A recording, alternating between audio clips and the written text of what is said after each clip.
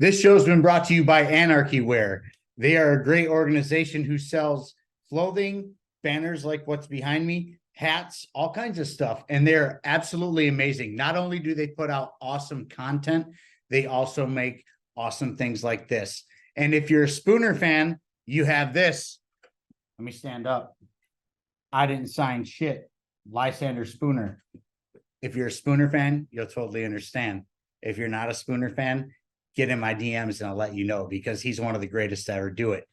This flag behind me, enemy of the state. Man, that's Murray Rothbard, the greatest to ever do it. I'm a Rothbardian. He is my favorite economist.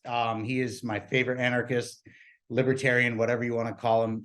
Fantastic material that he's put out.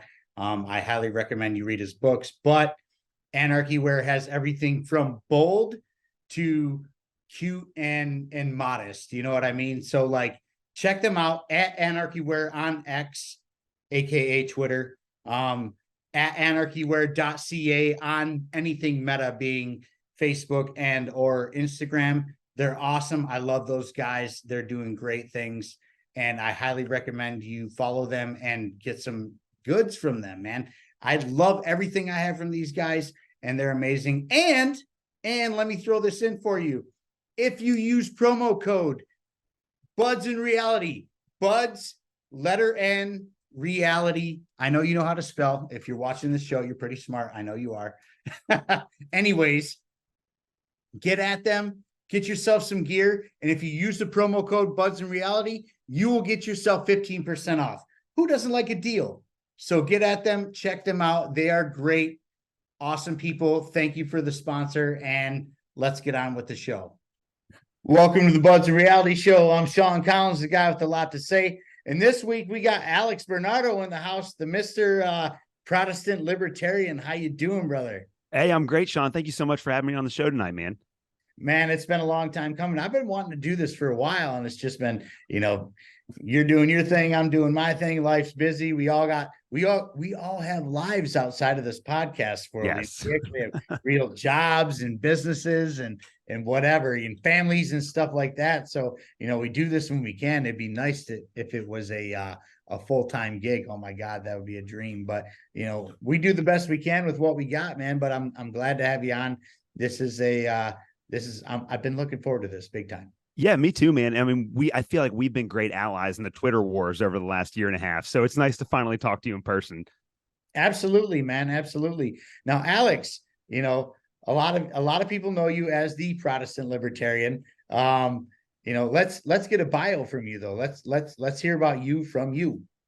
Yeah, so my name is Alex Bernardo, and I am the host of the Protestant Libertarian podcast, which is run through the Libertarian Christian Institute. A lot of great podcasts, and so you should definitely check those out over there. I am actually a public school teacher, which is a big surprise for a lot of libertarians, but it's one of the reasons why I am such a hardcore libertarian, because that experience, especially during COVID, shaped the way that I understood just how corrupt government can be, and so that experience really had a huge impact on my political philosophy and my thinking. But I was in ministry for 8 years before becoming a teacher. I did youth ministry bivocational. So I worked at a dry cleaning facility by day and did youth ministry at night. I have a degree in biblical studies. And so I've always been interested in the Bible. And as I studied it more and more, and as I got older and started having these real world experience of having to pay my taxes and getting married and getting a house, I started thinking more about the economic consequences of my faith and what that meant. And as I was working on my graduate degree, I was forced to study for the first time in my life. I made it through 12 years of public education and then a 4-year bachelor's degree before I ever took a class in economics. And I had a lot of assumptions about economics that were just false. They were just not true. And I remember reading my introductory textbook to economics. It was not like an Austrian economics textbook. It was just a standard textbook, and learning about supply and demand and scarcity and choice for the first time, being like, wow, I know nothing. And that really motivated me to go out and search and start reading. And eventually I fell into Thomas Sowell and then Friedrich Hayek and then Mises and Rothbard, and now here I am today, making my way from kind of like a conservative to a classical liberal, all the way to maybe not quite an anarchist, but I'm getting there. I'm getting there. I mean, we all have a past. So my past is I was raised a hardcore Southern Baptist boy. That is my background, which means I was a neoconservative. and anybody who listens to the show knows my background or whatever, but like, it came to a point where, George W, not the original Bush, I was around for, but I was a little too young for that. I wasn't able to vote and really know what was going on yet. But, George W came through, and I voted for that son of a bitch twice. I did, man. And I backed everything that he did. I did. I was just one of those people. And towards the end, I was like, something is not right. Something is not adding up. Gas prices at one, in Michigan anyways, they were over $4 a gallon. And we're talking, the early mid 2000s. We hadn't even hit 2010 yet, gas prices were over $4 a gallon. I was going to radio school at the time, and which was 30 miles away, so I had to drive back and forth. I remember filling my car up twice a week and being madder than hell, and this is some bullshit at the time. I was driving a 1996 Chevy Beretta, and it cost like $60 or $65 to fill it at the time. I'm like, this is a lot of money, what's going on? And long story short, I pegged it to what was happening with the Bush administration, and I was very let down by that. So I went seeking different, for something different. And it wasn't, I was never going to be a Democrat because of my Southern Baptist background. Right. If you vote a Democrat, you're going to hell. If anybody knows anything about the Southern Baptists, there's a lot of hellfire and brimstone. And I don't mean that in a bad way at all. But that's just, that's kind of their shtick. There's a lot of hellfire and brimstone, no bad music, no bad movies, blah, blah, blah, whatever. We won't get into that too much. But, I knew in my heart that I wasn't gonna be a Democrat. So I had to find something different. And then, I found this crazy old man on TV talking about, abolishing the IRS and ending the Fed. And I'm like, you had me at hello. We all know who that is, Ron Paul, right? And but here we are. And so, it kind of just blossomed from there, I suppose. But I'm glad to have you on. Alex, we share a kindred spirit in certain things, whether it be libertarianism or Christianity in general. And I'm not a hardcore Christian, but I am a believer in the Lord. I've been baptized, and stuff like that. My Southern Baptist background has kind of come back, through the years, especially over the last year when I got sick and whatnot. But it's one of those things where like they're putting everything in our face when it comes to culture wars, and with culture wars come holy wars. They kind of go hand in hand because it's all something that the powers that be are throwing in our faces to keep us divided. So let's go there, man. Let's talk about, let's do it. Let's start with culture war first, because that's the one that's really got people like, raw, you know what I mean? Like they're angry. It's whether it be like, people from the left saying the Christians are trying to force their ideals on all of us, or, the people from the right who claim to be Christians, and I want to say claim because a lot of people claim to be Christians that just say it to say it, and it's the same thing across the board. Jewish people do the same thing, whatever. But, everybody's trying to shove ideals in each other's faces. So let's start there. Where are you when it comes to culture wars at this point? Yeah, I mean, I completely hate them.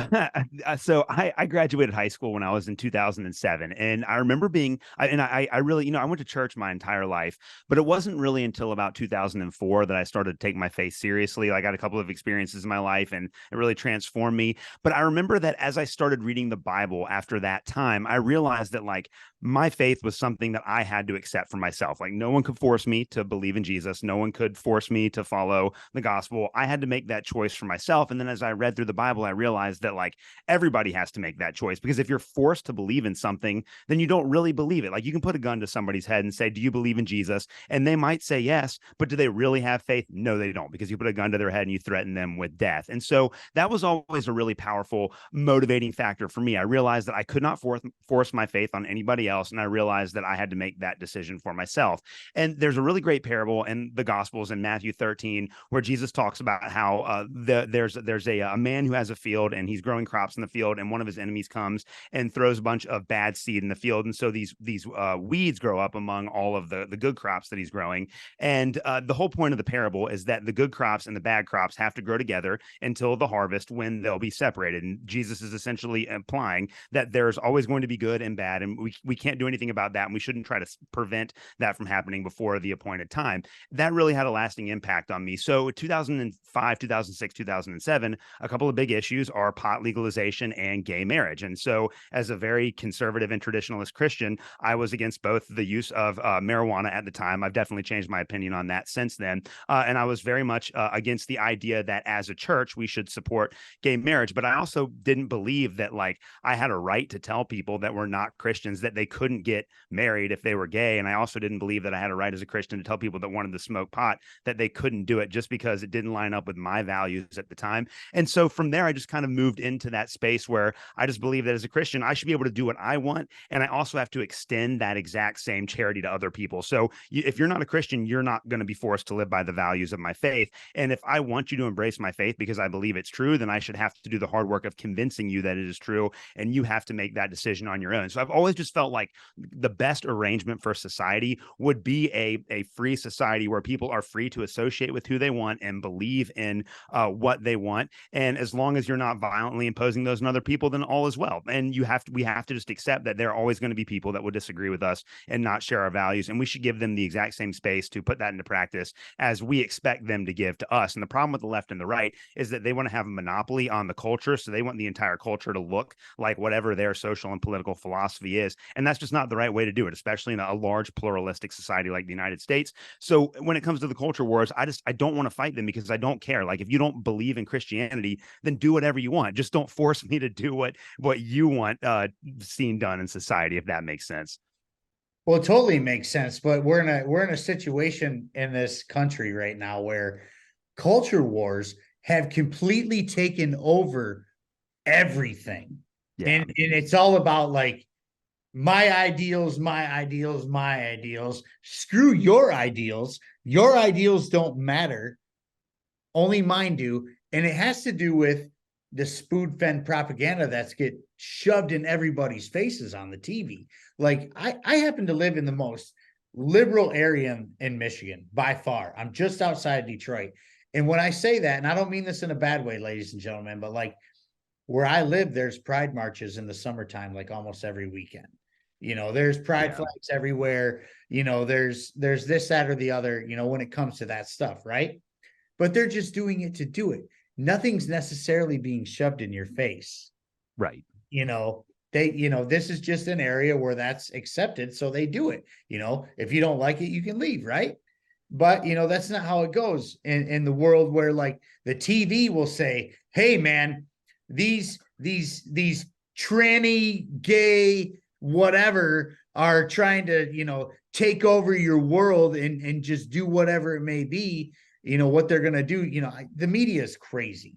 Yeah, it is. They'll be like, well, they're in your face, in your face, in your face. And then the other side will be like, well, the Christians are trying to tell us how to live our lives and not, we can't get married and blah, blah, blah, in your face, in your face, in your face. And it all depends on which news media you're watching, right? Yeah.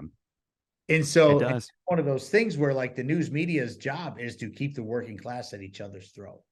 Yeah. That's the complete situation. I completely agree with that. And that was, I went through a time in college where, because I didn't have any real political philosophy other than that I believed in Jesus. And that was pretty much what I cared about. Like I didn't think about politics philosophically or systematically. So when I was in college, I started reading Time magazine and I started reading CNN, and I had no idea. At the time I thought that CNN was like the moderate news network. You have Fox on the right and MSNBC on the left. Everyone's like, oh, MSNBC, they're just, or CNN rather, they're just straight down the road. And I remember in the run up to the Obergefell decision that instituted same-sex marriage across the country, I think this was in 2014. I remember that one of the newscasters on CNN had on an activist who was against the legalization of same-sex marriage. And the guy had like I looked him up. He had like some real, I didn't agree with him, but he had some serious considerations about what some of the social consequences of the legalization of same-sex marriage. And I remember they had this guy on, and instead of asking him about those questions, the first thing that the woman on CNN said was, why do you you hate gay people? And it was at that moment that I realized that they were not interested in having a conversation about this issue. And that for me was a huge red pill moment where I was like, I don't think that I can trust any of these people to give me the truth, because I was thinking, have an intelligent conversation. And at that time, I was more primed to be on the side of the news anchor for CNN than I was for this guy. But once I heard that, I was like, I don't think I can believe anything these people tell me. And now the older I've gotten, especially after COVID, that like not only is it that they get things wrong and that they're biased, we know that they are openly lying to us on both sides. Well, yeah, and it's completely grotesque because they're using it to do exactly what I just said, to keep us at each other's throat, and it's working flawlessly. Yeah, they're winning. And that's the craziest part about that, is that they're winning. Like, the masses have really taken grasp of what they're doing to us and run with it. And, when it comes to, culture wars, all it is while we're fighting over this crap, whether who's gay or who's a Christian or Christian nationalists or evangelicals or trannies or whatever it may be, dude, while they have us fighting over this dumb shit, they're doing all kinds of like grotesque insanity behind the scenes where it comes to, restricting the rights of American citizens and all American citizens. It's not just about gay folks or Christians or anything like that. They're literally doing things behind closed doors while we're fighting to restrict rights and liberties to the American people. And rights and liberties are quite scary to some folks who are so deeply engraved into this, media satire bullshit. I don't even know what to call it anymore, but here we are going, there's people who are, somewhat level-headed. I don't want to say I'm level-headed because everybody would laugh at me. You know what I'm saying? There's people who are somewhat level-headed going, what the fuck, you guys? Like, what is happening here? And it's crazy because, some of the super hardcore Christians will be like, well, it's the alphabet community. And then the alphabet community will be like, it's the Christian nationalists. But who's telling them to feel like that? Right. Who's telling them to feel like that? Right. It's the media. I mean, that's really all that it comes down to. And I think that there's so much that can be said about this. I do think a lot of it has to do with the fact that in like the 1990s, I think Fox News figured out that if they catered their news to one segment of the American population, that they can make a lot of money. And I think CNN and MSNBC both followed suit, and they only produce content for a certain demographic, knowing that anger and frustration will generate more and more viewership, which generates more and more money. So I definitely think that there's a big market-driven factor here. I think social media has been a net negative for our civilization. There was a really great book that was published a couple of years ago. It was about 15 years or 16 years ago now, 2007, 2008, by an economist, I think, named Cass Sunstein, and it's called Going to Extremes. And in his book, he does a whole sociological study, and what he concludes is that when people are in conversation with those that have the exact same opinions as them, they almost always gravitate towards a more extreme version of that opinion that they already had. Whereas when people have to have conversations with those that have different opinions, then everyone tends to moderate. And so he gives this the kind of the sociological evidence for that thesis. But then this is before like Twitter got really big. It's for the rise of social media, like right on the cusp of that, the late 2000s. And he said, I'm seeing all this at the end of the book. He's like, I'm seeing all this new social media technology coming down the pipe, and it does not look like it is going to do us any good at helping us have conversations with those that are different than us. And I think the fact that you can get online and all of the algorithms are designed to give you information that you already agree with, that only helps kind of perpetuate that idea that everyone else that doesn't have all of my same opinions are evil. And a lot of that, like you said, is just completely false. And I think the news also does a really great job. I'm a public school teacher, and if you are in New York, California, Illinois, what is happening in those public schools are absolutely atrocious. Like all of the horrible things that you see on TV are true, but they're true for those schools in those states. It's not true across the country. Now, we have plenty of problems in our school district, but the kind of things that you see on Fox News when they talk about what's happening in our public schools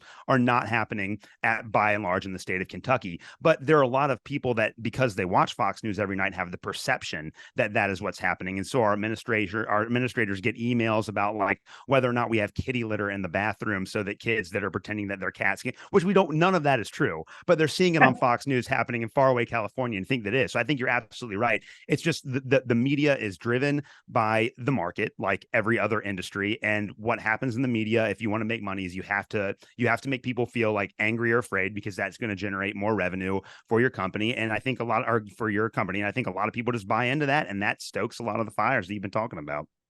Well, it totally does that. But, at the end of the day, for me, I go out and talk to real people all the time. Like I said, I live in one of the most liberal areas of the state of Michigan. By far, it's not even close.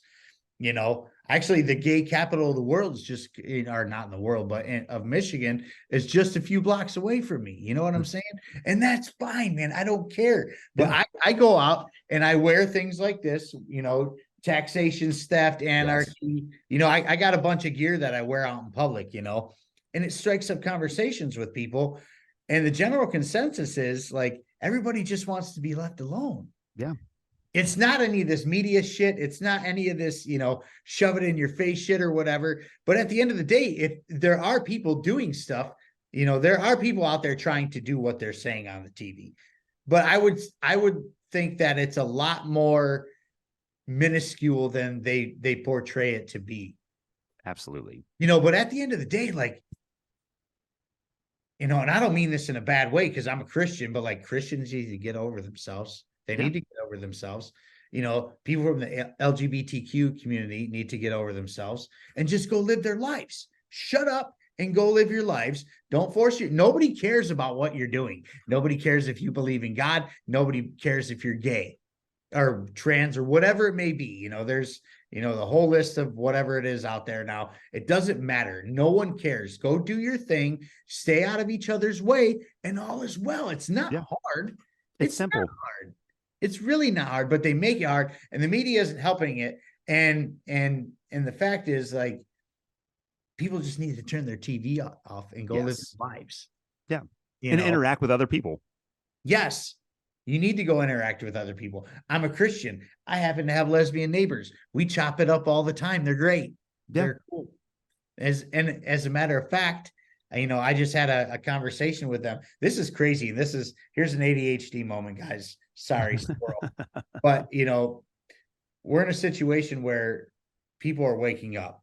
And just over the past week, personally, I've had 3 people who happen to be very left, 2 of them being my neighbors, and another good friend of mine, very left, and 2 people who happen to be hardcore Trumpers, MAGAs, whatever you want to call them, come to me and say they are done with their respected political parties. They're done. They don't know where to go. They don't know what to do, but they're done. And I'm like, and out of all things, it's over foreign policy. Of all things it could be, it's over foreign policy. It's so wild to watch this, but people are waking up to this. And I think people are going to start waking up to the media's intentions. I think they're going to wake up to narratives and stuff like that. It's going to be a slow progress, but we're getting there. But, the culture wars have taken over so much of our society and political figures and government itself that it's taken away from what is sound policy. People are so worried about, oh my God, the gay LGBT alphabet people are doing all this, or the Christians are doing all this or this. And they're not really looking at policy. Yeah. Like, the people from the right are going to make the Christians feel good, and the people from the left are going to make the LGBTQ feel good. That's what it is. That's how it's going to go. But the problem is while they're doing that, they are doing things that are restricting the rights of all the said people. And they do it bipartisan. And nobody bats an eye at it because they're so worried about who's gay or who's a Christian or not. It's so crazy to me. It baffles me. I don't get how more people don't see it, Yeah. I mean, I really think a lot of it has to do with the fact that people just don't think about politics philosophically at all. I know that, you and me, we both read a lot of libertarian literature. And so we're both pretty well versed in economics and the theory behind political philosophy. But the majority of people that I know are just not interested in that. They just want to raise their kids. They want to go and watch their basketball games. They want to take care of their house. They want to work their jobs. They just want to live normal lives. And politics is not something that they want to be up front and center in their lives. And so for a lot of people, there's both kind of this apathy where they really don't want to have to care about these issues very much. And then on the other hand, and I'm not using the term ignorance in a bad way, but ignorance in the sense that they literally just don't know the theory. Like they've never thought about it systematically or tried to study it systematically. And so we have all of these people, like you said, that really just want to be left alone. And if they weren't being told that 50% of the country hated them and wanted them to die, then they would probably have no animosity or fear towards anybody else in our country. They would just live their lives in the way that they saw fit. And so I really do think that that's a big part of it. And then on the other hand, I don't think that there's any actual real political philosophy coming out of our politicians right now. I think in the United States in the 21st century, the only real political philosophy is that of power. And you want you and your side to have as much power as possible. And you will use that power against the other side until you get your way. But then if you look at the way that it's been like the Republican Party and the Democratic Party, they, in a lot of ways, we know that it's really just, it's the horseshoe theory. There's really not that much of a practical difference between those two parties in terms of the consequences of the policies that they promote. But they're both just interested in exercising power over other people. And even though the goals of all of those parties, in 2006, the Democratic Party was still relatively anti-war, and those platforms have changed over time because what really matters is not the political philosophy or the ideology. What matters is power, and that's all that they care about.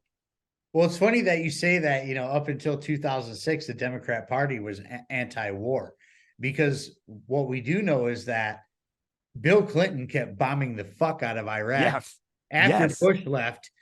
And not to mention, once George W. took over, and this is one of my friends who came from the left, one of the people who are like, okay, I'm done with this shit. And it happened to be over foreign policy. They're like, I can't believe Biden is like this. And I'm like, did you not know that Biden worked directly under George Bush during Iraq and Afghanistan? I don't want to call it a war team. I don't know what to call it, but he was one of the head advisors during all that. There's nothing new under the sun when it comes to Joe Biden being a hawk. Yeah. This is all planned at this point.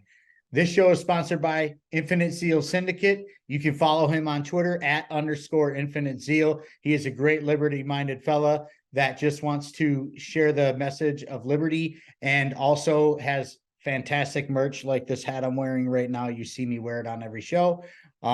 He's a great gentleman, and I highly suggest you give him a follow because he's one of the good ones, ladies and gentlemen.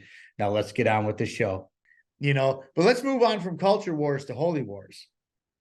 Because not only do, they make these, the media makes it be like, the holy wars are like the Muslims hate us all and they hate our freedom. And they want to kill all the infidels, but, they kind of tie in hand in hand with the culture war, because it's culturally right now, especially for me in Michigan, where I live just outside of Detroit is a huge Jewish community. Huge Orthodox Jews. They got temples. You see them on Saturdays with their hats on and little curly hairs coming out. I live in it. And just, 20 minutes down the freeway is the largest Muslim community in the entire world outside of Muslim countries, Dearborn, Michigan. I'm in between that, literally. Yeah. And so, you have the news media, and holy wars have, they've been talking about holy wars. We're at that age where we know all about holy wars, because they tried to say it, 20 years ago when the towers got hit, that the Muslims were coming to get us. They hate our freedom. They hate Christians. They're coming to kill us all. Rah, rah, rah. Let's go kill all the brown people in the desert. Yeah. And so, Americans have kind of have that engraved in their head, that's what it is. And now they're replaying it right now as we speak. It's just, well, it is kind of our war, but it's not our war, here in the States on our state land. The problem is that these holy wars have been happening. This is biblical. This is the Jews and the Arabs have had a beef you know, since the beginning of the beginnings. Yeah. You know, and for them to say, like, we need to get behind this, or we need to, you know, support this, or we need to pick a side, you know, first off, as a Christian country, if we're Christians, why are we picking the side of the Muslims or the Jewish people? Right? Doesn't make a Because lot of none of them sense. believe the Bible. None of them believe in what we believe in at all, you know? And I don't mean that in a bad way. I'm just stating a fact. Like, if we're a Christian country, why do we care what Muslims and Jews are doing to each other? Yeah. You know? Yeah. Well, I think the reason why we care so much about what the Christians and the Jews are doing to each other is because there are a massive amount of oil reserves in the Persian Gulf, and we can't drill for oil in Alaska. I think that has a lot to do with America's calculus in the Middle East. And, you know, it's exactly like you said. The American response to 9/11 in the early 2000s was framed as kind of this grand historical clash of civilizations. You have the Christian West and you have the Muslim East, and it's like a brand new crusade. We have to go over there and fight them so they don't come and fight us in our streets. But in reality, it's like you said, Osama bin Laden even said it himself in the late 1990s. He did not like that we imposed sanctions on Iraq that killed 500,000 innocent people. He did not like an American presence in Saudi Arabia. He did not like the fact that we continued to give support to Israel after all of the horrible things that they had done to the Palestinians. Those were the real reasons for his hatred of the United States. Had the United States not been so heavily involved in Middle Eastern politics for decades running up to 9/11, then 9/11 probably wouldn't have happened, because Osama bin Laden was more concerned, I think, about establishing an Islamic caliphate in his part of the world. So had America just held to that Monroe Doctrine, where we only care about the things that happen in the Western Hemisphere and not get ourselves involved in all of these things happening in the East,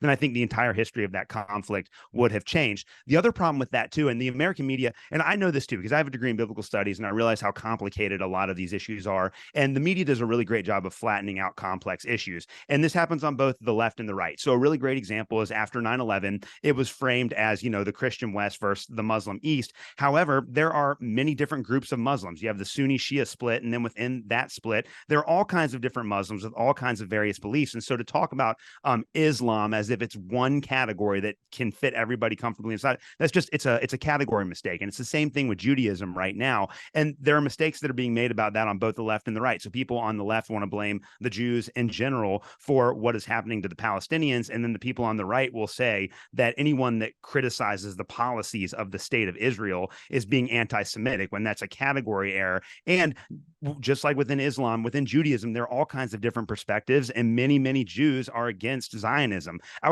would say I just did an interview with a woman who wrote a book on the history of Zionism. We actually did the interview 2 days before October 7th on the history of Zionism. And one of the points that she makes is that really the majority of the world's Jews are not in favor of Zionism. And anyone who's familiar with Christianity in America ought to know we have, you know, the Catholic, Orthodox, Protestant split. And then within Protestantism, there are a million different versions of Protestantism. Within Catholicism, there are a few different versions of Catholicism. And it's the same for the Orthodox Church. There's no such thing as a single unified Christianity, just as there's no such thing as a single unified Islam or Judaism. And so the idea that we can say that the Jews are doing something or the Muslims are doing something, that's just as ridiculous as blaming a Protestant for something that a Catholic Pope does.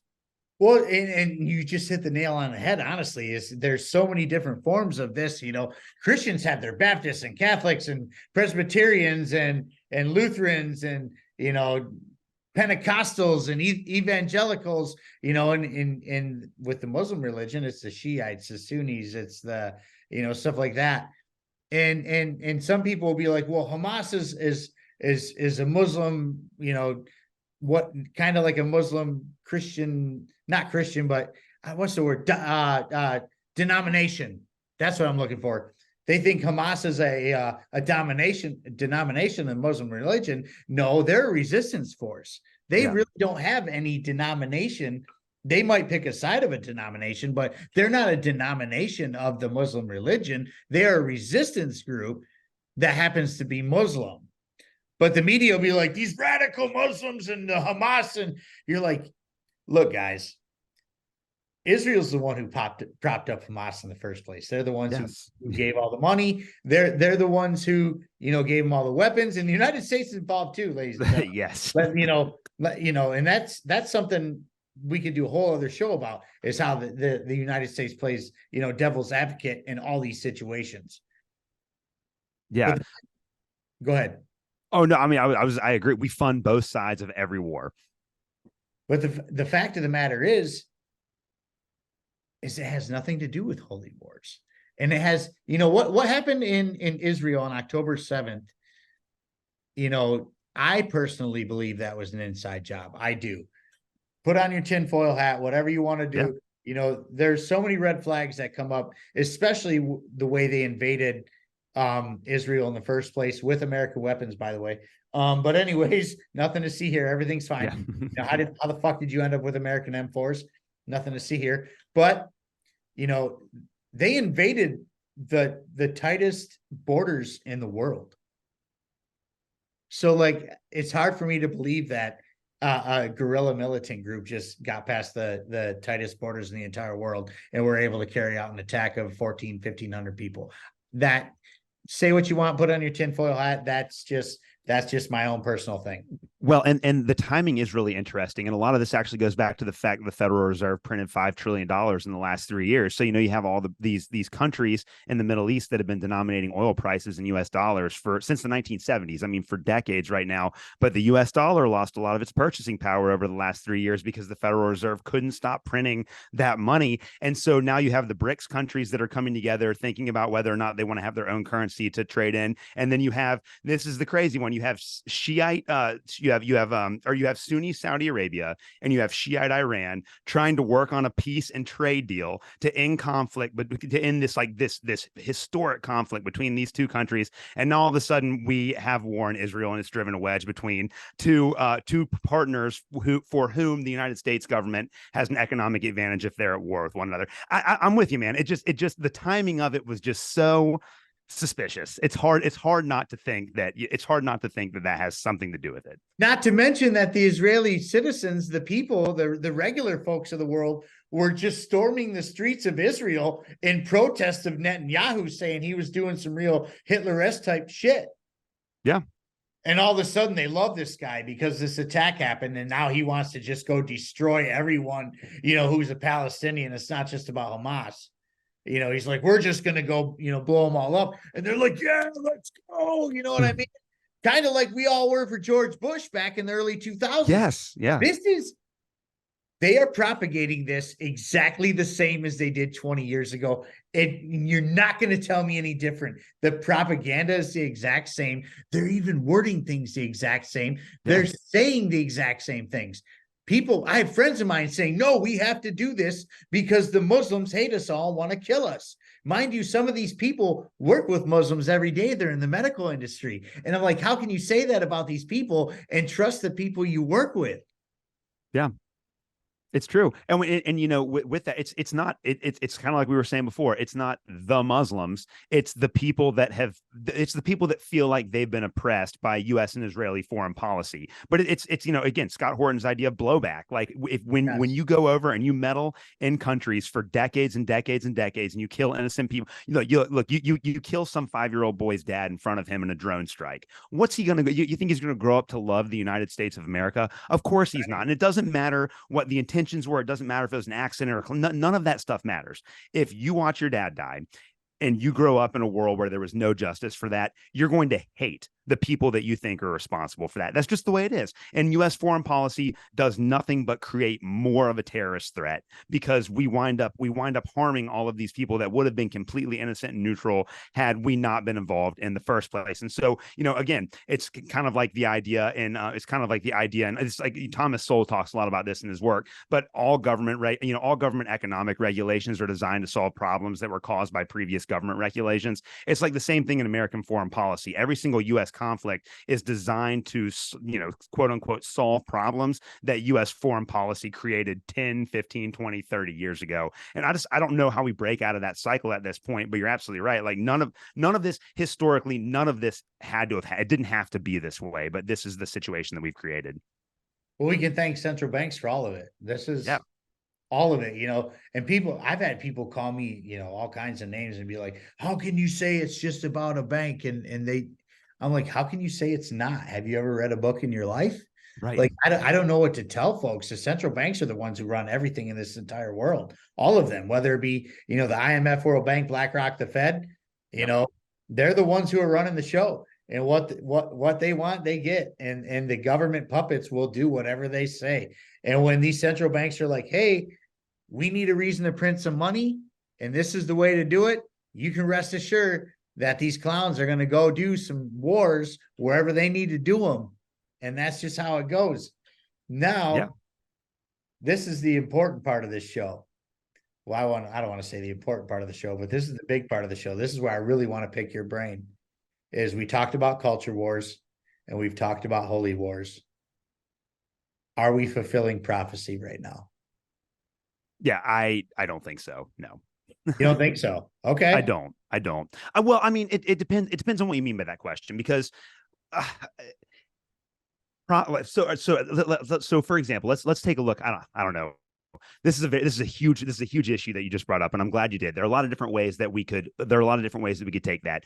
Do I think that what we're experiencing right now in 2023 was directly predicted in the Bible? No, I do not. I don't think that there's any justification for that. I know that there's a large strain of American Protestants that do believe that's the case. But again, we could go back to the time of the Crusades, and if you look at the 11th century and the run up to the Crusades, there was this giant millenarian expectation then too that Jesus would return immediately, and then you have the Seljuk Turks taking over the Holy Land in the Middle East and not allowing Christians to go on pilgrimages. Then you have the split between the Eastern and the Western Church. All of this happened around the same time, and then lo and behold, we wind up getting ourselves involved in, well, I say we, the Europeans wind up getting themselves involved in these crusades in the Middle East. And one of the theological pretexts for that was that by retaking the Holy Land, we would trigger the return of Christ, and that didn't happen. And they offered a lot of the same, maybe not the exact same, but they offered a lot of similar theological justifications for their war in the Holy Land as dispensationalist and certain strains of American evangelical Protestants are offering for what's currently happening right now. And so I think that there have been many moments in history where we've had kind of these millenarian expectations and nothing has panned out. So to that extent, I don't think that we're actually in the middle of prophecy being fulfilled at this point in history. Does that make sense kind of as a starting point? I only ask because, some of the hardcore Christians, especially, my background when it comes to the Southern Baptists or whatever, I've been to enough revivals to know that, the final war is supposed to be fought in Israel. Yeah. That's supposed to be like the final war, before Jesus comes back, will be fought in Israel. Now, is that pre-trib or post-trib? That's always up for an argument. When I say trib, we're talking about tribulations. But a lot of Christians right now feel like that we are in the middle of fulfilling prophecy. Not to say that, the rapture is coming, right now, but it could be the beginning of it. And for anybody who's not familiar with what the rapture is, it's when Christ comes back and takes back all of his kingdom and takes them to heaven. And then there will be hell on earth for a while. And then there will be a final battle between Jesus and the devil. But, right now, a lot of Christians feel like this is happening. It's happening in front of our eyes. We are living revelations. We've been living revelation for a long time. And where, there's going to be wars and rumors of wars. And, there's even, talk of, the LGBTQ stuff, in there, and there's going to be false idols, which we see that all the time. False idols, for crying out loud, our government is a false idol. People are literally worshiping people in office, for crying out loud. And that's why I'm like, man, this is a really good time to have Alex on to talk about, are we fulfilling prophecy?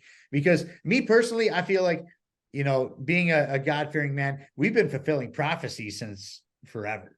It's just part of the deal. But, do I feel like we are getting very close? Yes, I feel like we are getting very close. If you're a Bible believing, Christian or whatever, that we are making the turn, because not only does it talk about wars and rumors of wars, they're talking about new world order, one world government, one world currency. And I mean, we're talking about CBDCs right now. We're talking about the UN, NATO. I mean, that's all like one world government type stuff, and not to scare the hell out of you guys right now, but I mean, things are happening kind of, biblically speaking. Yeah.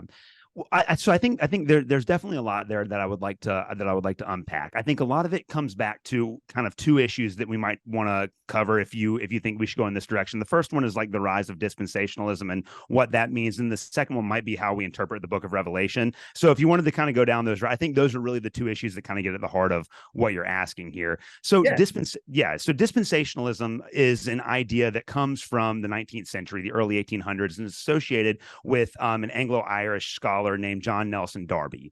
And he comes up with this theory that's actually kind of a novel in the history of theology, that human history can be divided up into 7 periods of time or 7 dispensations. And we're living in the 6th dispensation. So the 7th dispensation, which will be the return of Christ and, eternity, what happens in the future. We're right on the cusp of that in the present. And along with that, Darby had this idea that in order for that to happen, all of the prophecies in the Old Testament had to be literally fulfilled in the way that they were presented in the Old Testament. So he has this interpretive method where he uses these Old Testament prophecies as a way of predicting what's happening in the future. And so they call that dispensationalism, based on the belief that human history is divided up into these time periods or dispensations. Now, we've talked about the diversity within Christianity. There are a million different ways to be a dispensationalist, right? So there are a lot of different ways that people understand this, but generally the way that dispensationalism works is that the end is going to come. All the prophecies in the Book of Revelation are based on the Old Testament. They have to be literally fulfilled.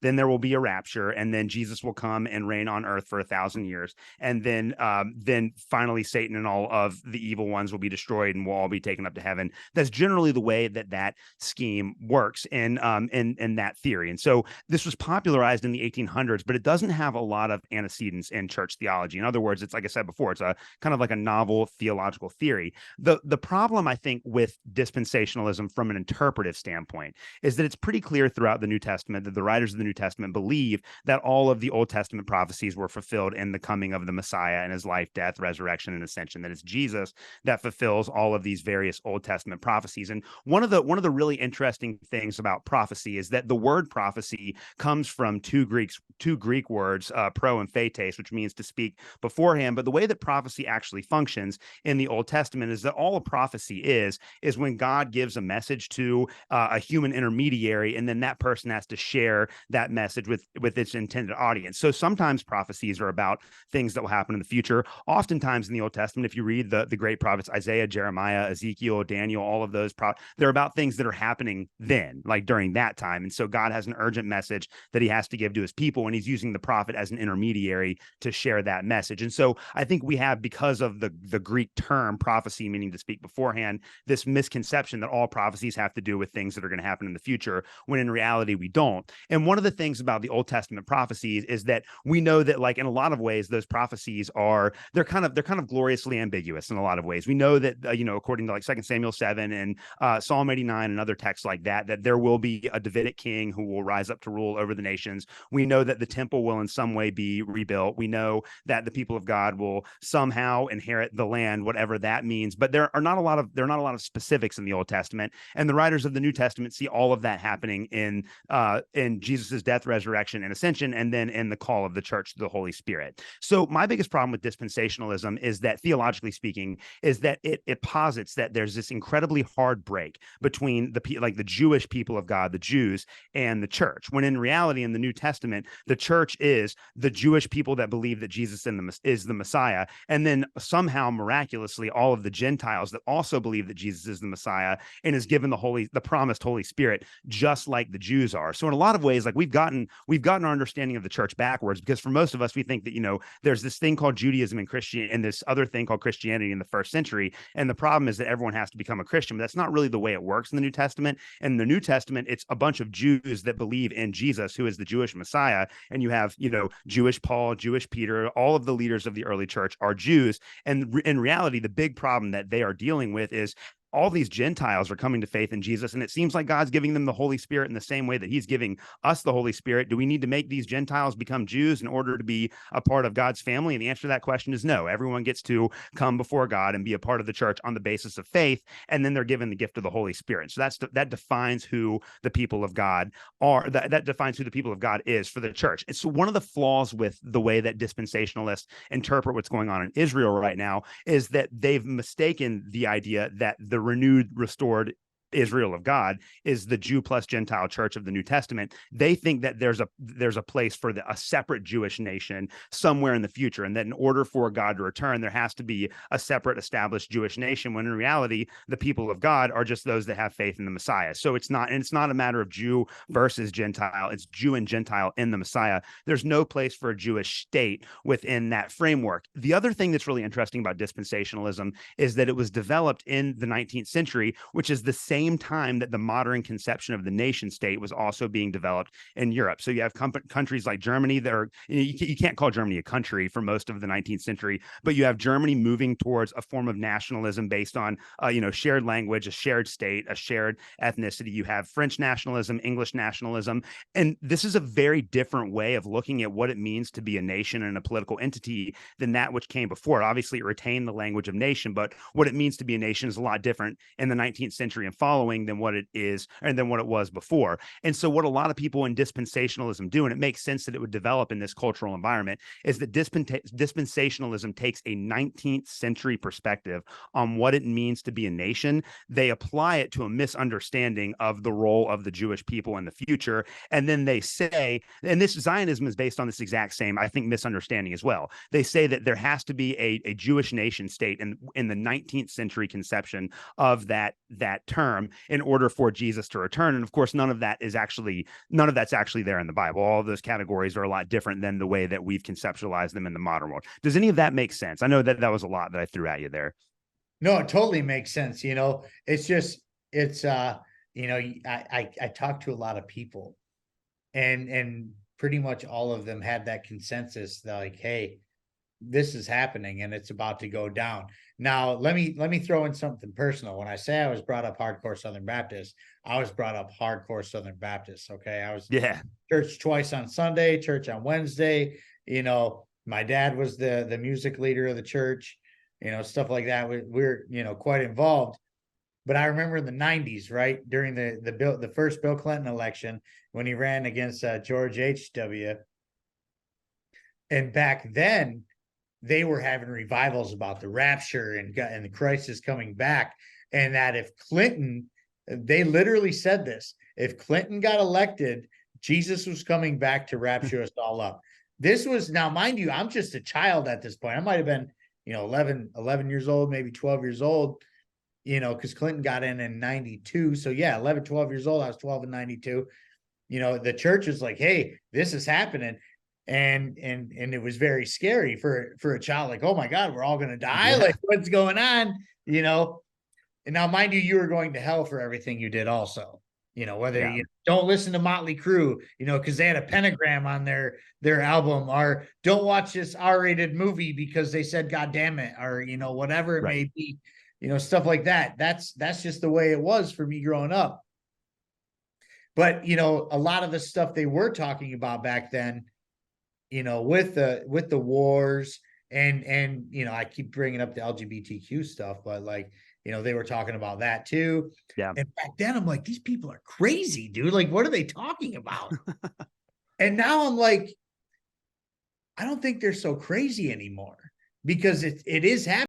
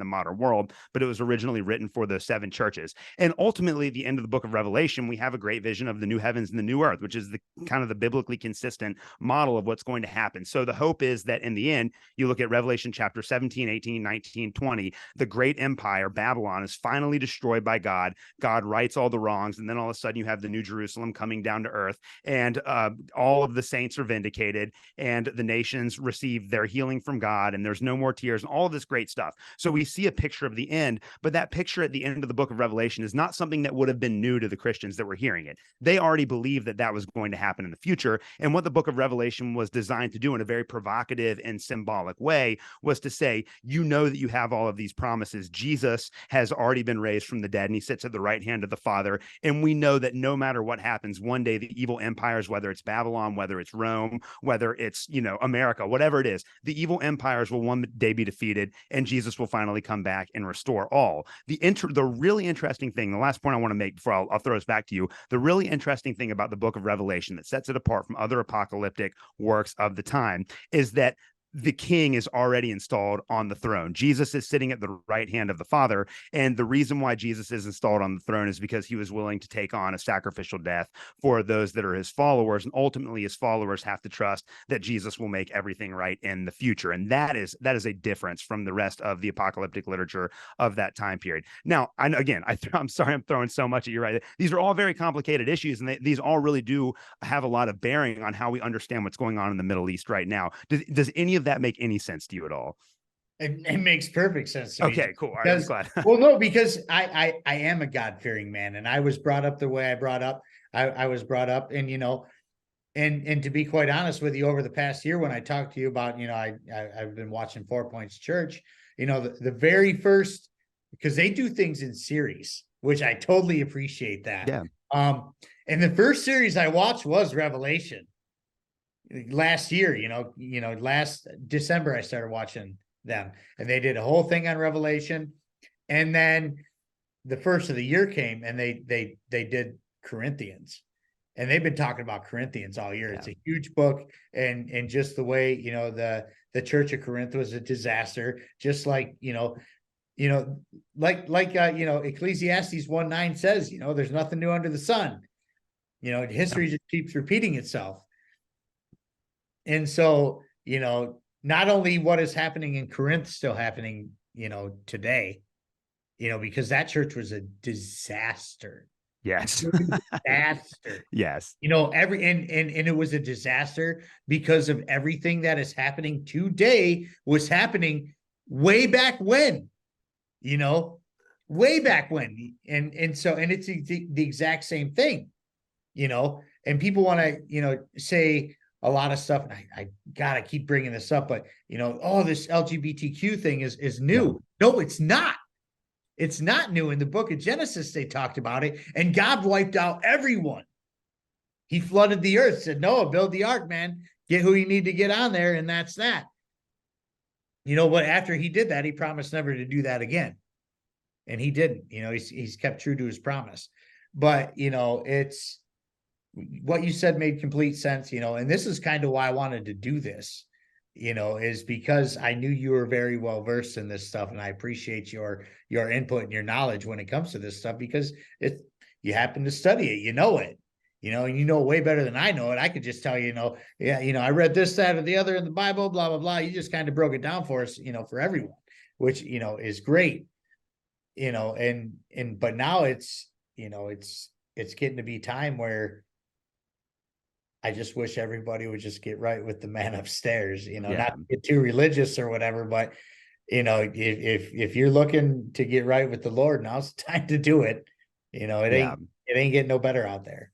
Yeah, I'm totally with you on that. And I think that's one of the most powerful things about reading through a book like Revelation is that on the one hand, it is definitely conditioned by the situation in which it was written in the first century. And so it's in a sense limited to that, but it's not, because the message is that we know that Jesus is king no matter what, and no matter what comes our way, ultimately God is going to redeem this creation, and ultimately God is going to set everything right. And I couldn't imagine a better hope than that, knowing that no matter how much pain and suffering we have to endure, one day it's all going to to it's all going to be like there's going to be a day of reckoning for all of that, and one day God's going to make everything right. And I think that that's just such a powerful and incredible message. And for me, like I don't know how I would function knowing what I know now about the way that the world actually works, especially after the last couple of years of COVID. And then, the world, you talk about the World Economic Forum, you talk about, America's never ending wars overseas. If I didn't have that hope, I don't know how I'd be able to, I guess I would just be I don't know. I'd just be a nihilist, I guess. I don't know how you,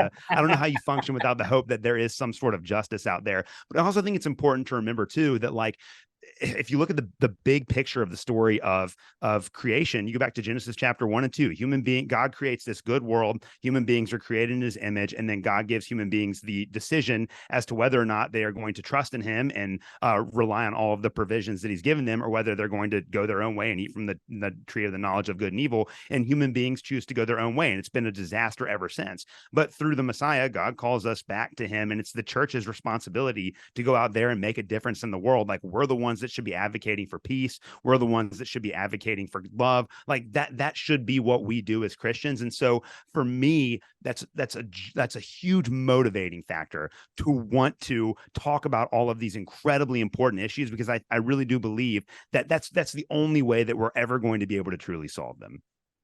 Well, and you're completely correct. I mean, there's no reason to argue that. But now, what would you say to the Christians who believe at this point during this war between Israel and Palestine? There are Christians out there who believe that this is fulfilling prophecy by killing all the Philistines. They call them Philistines in the Bible, and they say, hey, these people were supposed to be eradicated a long time ago, and now they're fulfilling prophecy. What do you say to that? Because I don't necessarily, Jesus don't want us killing nobody. Yeah. That, like, Jesus don't want people to die. He don't want us to kill people. Or am I wrong? Like, I don't know.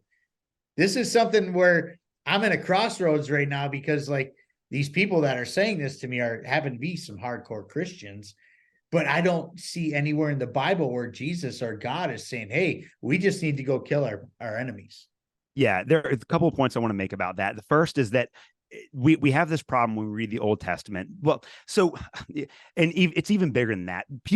I think there are two major fallacies that people have when they're trying to read the Bible. The first is that they think that the Bible is kind of this handbook for systematic theology. So you take all these different verses and you put them together, and we'll have this timeless presentation of what God is, regardless of the fact that the Bible is actually, and it's even more fundamental than just the fact that the Bible might be a handbook for systematic theology. People think that the Bible is one book, and it's not. The Bible is a collection, if you're a Protestant, of 66 books, or if you're a Catholic, of 73 books. And all of those books are written by different people at different periods of time. They have different genres, and so they're designed to do different things. And so you cannot have one interpretive principle that is equally applicable to every book of the Bible. You have to understand all of them within their historical context, because like you were talking about the letter to the Romans, or the letter to the Corinthians, that letter, knowing that it was a letter that was written to a church by the Apostle Paul, has to be interpreted differently than the book of Revelation, because it's a different genre written to a different group of people dealing with a different situation. We can't just assume that it ought to all be interpreted the same way, and we can take a passage out of Revelation, a passage out of 1 Corinthians,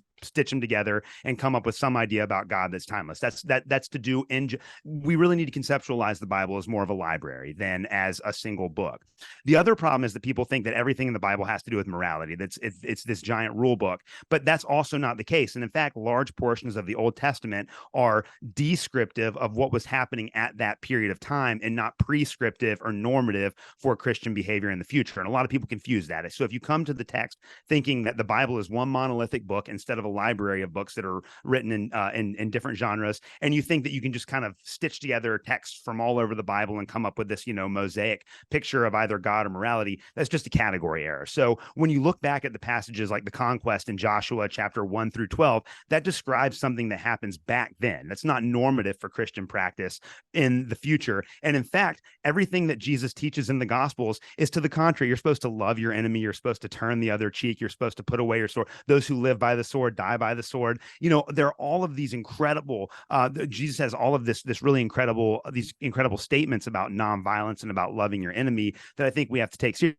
Now, I'm not a pacifist. I don't believe you can't defend, that there's not a place for defending yourself in certain situations, but there's absolutely no biblical justification, at least within the Gospels, for offensive violence. And I think the two most important passages that I think people should reflect upon when it comes to this issue of nonviolence are Philippians chapter 2 and Revelation chapter 5. And in Philippians chapter 2, you have Paul writing to the church in Philippi. He's got a pretty friendly relationship with them, but he's encouraging them to continue in his faith.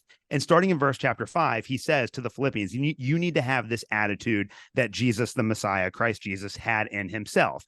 And then what he goes on to say is that although Jesus existed in the form of God, he didn't consider equality with God something to be held on to, but he emptied himself and took on the form of a slave, becoming made in the image and the likeness of man. So Paul is saying, okay, so Jesus had this attitude where he had this equality with God, and it's a very complicated text in the Greek, so there's a lot going on there, but the basic picture is that Jesus had this equality with God. He didn't hold on to it, and instead he decided to become a man. And then not only that, he also humbled himself to the point of obedience for death on the cross. And so not only did Jesus become a man, but then he also died for other people. And then what does Paul come around and say after that? It's because Jesus did that he's exalted above all of the kings, that he sits at the right hand of the Father. That's the reason for Jesus's power. It's because he was willing to make the ultimate sacrifice for people that didn't deserve it, and he was willing to become a man. That is the model of biblical power, and that's the attitude that all Christians ought to have in themselves. Exactly what Paul says in in Philippians chapter 2. It's a dramatic inversion of the way that human beings understand power, because human beings understand power as, exercising dominion over other people. But if we have the mind of Christ, and Christ, his ultimate goal was to make that sacrifice for us, then we too also have to make that sacrifice for other people. And then in Revelation chapter 5, Jesus is sitting at the right hand of the Father. He's called the Son of David. He's the king over the entire world. He'll reign forever and ever and ever. But what does the writer of Revelation say? How did Jesus become the king over the entire world? It was because he was the lamb that was slain.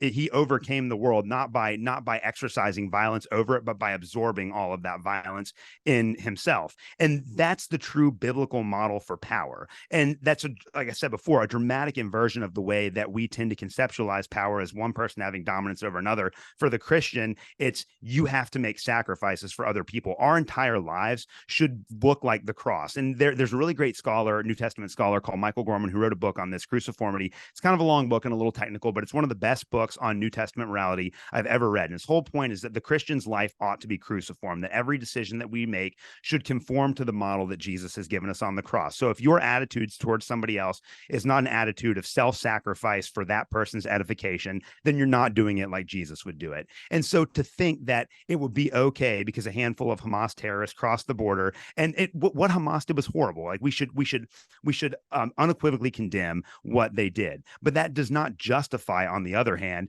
turning around and then bombing indiscriminately innocent women and children. Jesus would not have affirmed that at all, and that is not the right perspective to have as Christians. And I understand that the whole war is complicated and it's a giant mess, but there's no moral justification for that kind of collateral damage. And instead, as Christians, like it's kind of our responsibility to be the ones that are supposed to be leading the way and modeling the example of the cross for those that are around us. Like people should see what Jesus did for them through the way that we treat other people. And so it's really unfortunate and embarrassing, quite frankly, when Christians get on, the television, or people that claim to be Christians get on the television and say that we need to bomb more Muslims because somehow their lives are valued less than ours. They're not. That's just not true. And that's not the biblical model for how we ought to react to other people. My man, I'm so glad I had you on for this, man. I appreciate it. No, seriously, I'm so glad I had you on, man. Thank you so much. Alex, let's plug your stuff before we go, man. Where are you at? How can people find you? How can they listen to you? Let's do the plug, man. Yeah, perfect. Thank you. And again, all these issues are extremely complicated. There's nothing easy about any of this stuff. Anyone that says the Bible is simple, they've never read it before, because it is complicated. So if you want to find out more about it, my show is the Protestant Libertarian Podcast, which is a part of the Libertarian Christian Institute. So you can check us out, libertarianchristians.com, and find my show there. My show deals with the intersection between political philosophy, economics, and biblical studies. study. So I do a lot of episodes where I deal with issues like the book of Revelation, and I do a little bit deeper dives into those biblical issues. And I also interview a lot of biblical scholars too. So a lot of the ideas that we kind of briefly touched on in this episode, you can go back and look at my show's history, and you can find episodes where we go in more of a depth dive on a lot of these. So if you want to follow it up, you can do that there. Check out all the other great podcasts we have over on LCI. You can follow me on Twitter at ProLibertyPod. Again, the Infinite Zeal Syndicate, I see you're wearing his hat there. And Sean, we're all good allies in this fight for liberty on Twitter. So a lot of great people there. And if you like BudsNReality's content, you're probably going to like mine too. And if you have any questions about anything, disagreements, or you just want some clarifications, you can email me at theprotestantlibertarian@gmail.com, and I'll do my best to respond to you. Man, thank you so much, Alex, for your time. This has been great. I'm glad we had this conversation. I'm glad we did it now. I thought about reaching out to you a few months ago, and I probably should have anyways, because we could do this whenever we wanted, but glad we did this now, because it's kind of we're in a situation where I feel like we need to be talking about this. Absolutely. Rather than hey, let's just talk about prophecy and holy wars and culture wars. It's now I feel like it's something that it is important. And I feel, whether you're a believer or you're not a believer, things are happening in this world that we need to be awake about. Yeah, absolutely, man. I really appreciate having me on the show. This has been awesome getting to meet you in person. I loved our conversation today. It was great. Yeah, man. Well, we'll do it again, dude. Let's do the damn thing soon. And I love it. I'll come on your show. I don't know if I'd be the best, just because I have a hard time with my vernacular with the motherfuckers and all that. But I can always edit it out for LCI, man. I know Jacob Winograd, who hosts the Biblical Anarchy podcast. He had Dave Smith on there. We were able to figure it all out. So and I actually already have some ideas for you for coming on the show. So we'll make it happen. Right. I'll try to keep it as PG as I can. It's just, I'm a 43-year-old construction worker, man. Dude, I get it. Hey, man, my brother's a construction worker. Well, it doesn't even, it doesn't even really matter. I say bad words every now and then, and I'm a teacher. You ought to hear the things that we say in the hallways when the kids aren't there. That's just life. I can't imagine what you're saying about them damn kids, because they are what age do you teach? Oh, dude. So I am a 7th grade teacher. So 12 and 13. Yeah, it's I definitely feel like I earn my pay every day for sure. I come home tired. I love it, but it's definitely not for everyone. You experience things. It's a very unique line of work. I'll put it that way. I can only imagine, but thank you so much for your time. And until next time, y'all, peace, love, and liberty. Be good.